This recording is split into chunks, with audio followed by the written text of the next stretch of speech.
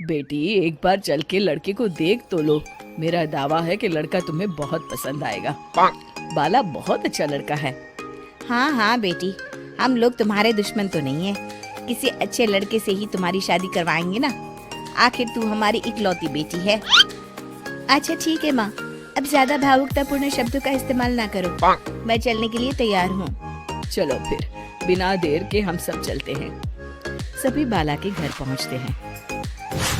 अरे क्या बात है बहन जी, अभी तक आपका बेटा नहीं आया?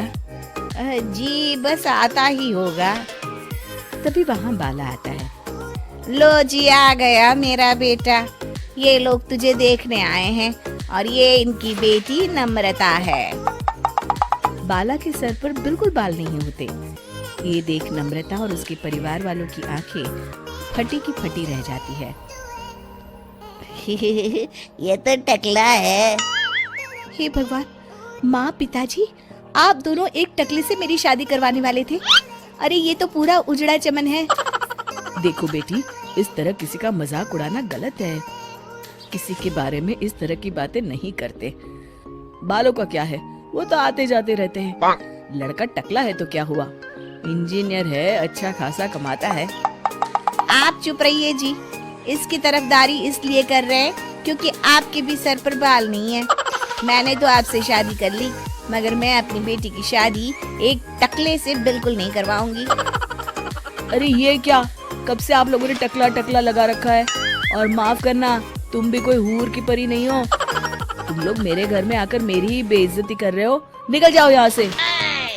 हाँ हाँ तो जा रहे हैं ना, हमें भी यहाँ रुकने का कोई शौक नहीं है।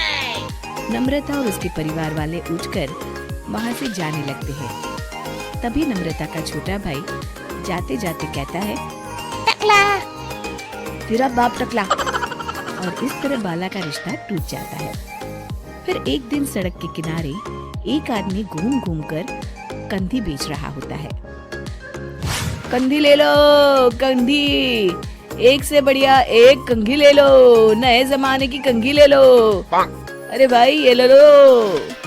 घूमते घूमते वो बाला के पास पहुंच जाता है। अरे भाई साहब, कंधी लोगे क्या? ये लो। तभी उसकी नजर बाला के सर के ऊपर पड़ती है। अरे माफ करना भाई साहब, आप इसे लेकर क्या करोगे? आपके सर पर तो बाल ही नहीं है। आपका तो स्टेडियम पूरा खाली है। चलता हूँ, कंधी ले लो, कंधी ले लो। कंधी वाले की बातें सुनकर बाला को बुरा लगता है। उस समय बाला को ऐसा महसूस होता है कि उसके लिए दुनिया में सबसे कीमती कोई चीज अगर है तो वो सिर्फ बाल है। बाला सड़क पर चलते हुए लोगों के बाल बड़े गौर से देखता है। चलते चलते बाला एक मंदिर के पास पहुंच जाता है। हे भगवान, तुमने ये मेरे साथ क्या किया? थोड़े से बाल अगर मुझे दे देते तो तुम्हारा क्या चला जाता? सारी दुनिया मेरा मजाक उड़ाती है। अरे भाई, आज पहला इंसान देख रहा हूँ जो मंदिर आकर भगवान से अपने लिए बाल मांग रहा है। बेटा, भगवान ने तुम्हें सब कुछ तो दिया है। अच्छी सेहत है, अच्छी नौकरी है। लगता है तुम्हारी तबीयत ठीक नहीं है। घर जाओ, सब ठीक हो जाएगा। बाला वहां से चला जाता है। घर पहुंचकर बाला खाना खाता है और अपने कमरे में सोने के लिए चला जाता है। फिर सुबह जब बाला सोकर उठता है तो आईने के सामने अपने आप को देखकर हैरान हो जाता है। बाला के सर पर एकदम घने बाल आ जाते हैं। बाला खुशी से झूम उठता है। अरे ये तो चमत्कार हो गया, मेरे सर पर बाल आ गए। लेकिन ये हुआ कैसे? दोस्तों, अगर आप इस कहानी का दूसरा भाग देखना चाहते हैं तो हमें कमेंट करके जरूर बताएं।